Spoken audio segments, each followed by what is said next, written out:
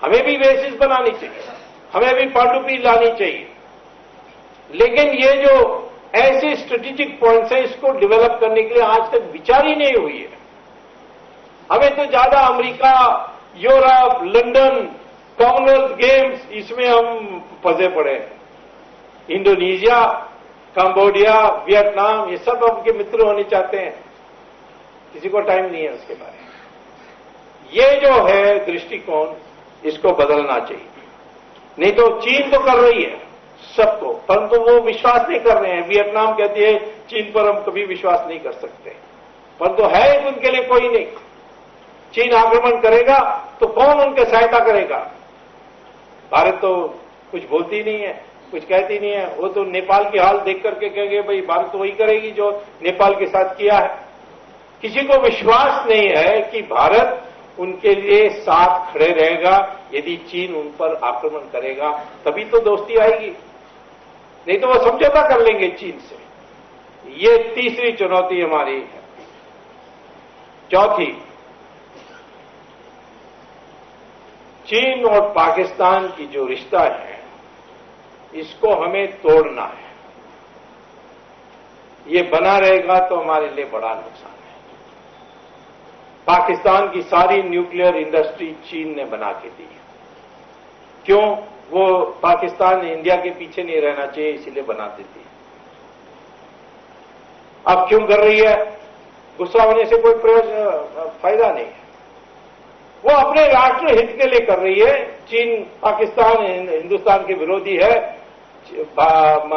हिंदुस्तान की विरोधी है, इसलिए चीन पाकिस्तान को बढ़ाएगी तो फिर हिंदुस्तान कमजोर हो जाएगा। आज हम पाकिस्तान का मुकाबला कभी कर सकते हैं, परंतु पाकिस्तान और चाइना दोनों मिलकर के हम उनका मुकाबला अभी नहीं कर सकते।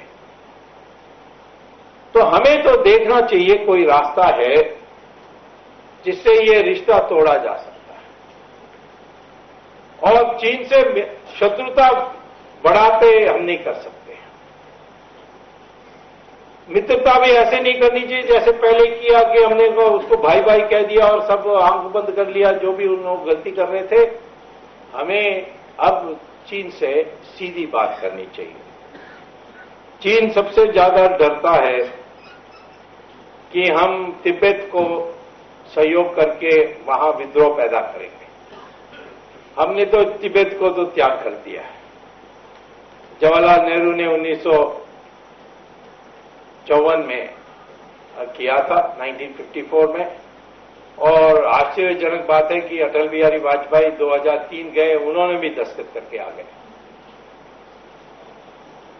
उनको कहना चाहिए था कि नहीं, ये जवाहरलाल नेहरू की बेवकूफी है, हमें पुनर्विचार करनी पड़ेगी, हम तो ऐसे नहीं मान सकते। जैसे चीन हर बात को नए तरीके से उठा देती है, और ये तो अंग्रेजों ने किया है, हमें तो फिर पुनर्विचार करनी चाहिए, हमारी सीमा हम नहीं मान सकते। लेकिन संधि 2003 को अटल बिहारी वाजपेयी ने भी साइन की। भविष्य में हमें हिम्मत होनी चाहिए चीन को कहने के लिए, आप पाकिस्तान के साथ मिलकर के हमारे अहित करोगे तो फिर जो हमने संधि की आपके साथ तिब्बत पर, उस पर पुनर्विचार हम कर सकते हैं। ये कहने से, धमकी से फर्क आएगी, और इसीलिए ये हमें सोचना चाहिए इस पर। हमें ये याद रखनी चाहिए कि चीन के मुकाबला में कोई अपने दूसरे देश आपकी मदद में नहीं आएगी। आज मैं बहुत अखबारों में देखता हूं कि अमेरिका हमारी मदद करेगी। अमेरिका चीन के मुकाबला में हिंदुस्तान को तैयार करने चाहती है। अमेरिका हिंदुस्तान को अपने बराबर कभी नहीं करेगी।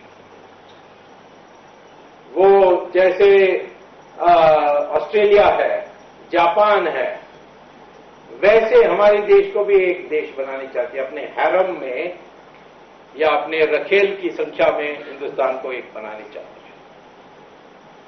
न्यूक्लियर डील का कितनी वाहवाह होती है, पर यह न्यूक्लियर डील से तो आपको गुलामी मिलेगी,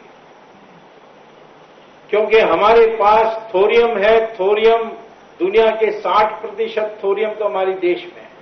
50 साल के बाद दुनिया में यूरेनियम खत्म हो जाएगी, उस समय थोरियम की खोज होगी। और हमने लगभग 70%, 80% जो शोध करनी थी थोरियम को यूरेनियम बनाने में, वो कर दिया है। लेकिन ये न्यूक्लियर डील के कारण इसको रोकना पड़ रहा है। यह है अमेरिका का इरादा।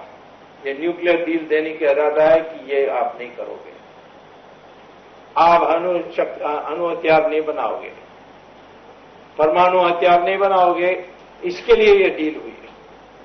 चीन के पास परमाणु हथियार है, हमारे पास नहीं है।